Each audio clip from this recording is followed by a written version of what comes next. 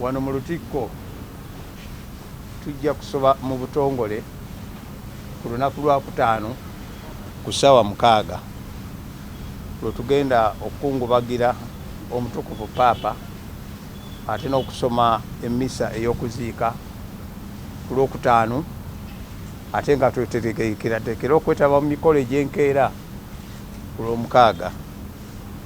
Naye nga tuli basanyufu nnyo era Paapa tumujjukirako ebintu bingi.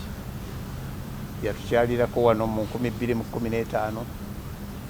Tumumanyi abadde ayagala nnyo abanaku, ayagala nnyo abaavu, alwaniridde nnyo emirembe, ate abadde ng'awa abantu essuubi ate ng'ayagala abantu be n'okufa yamaze kulambula abantu.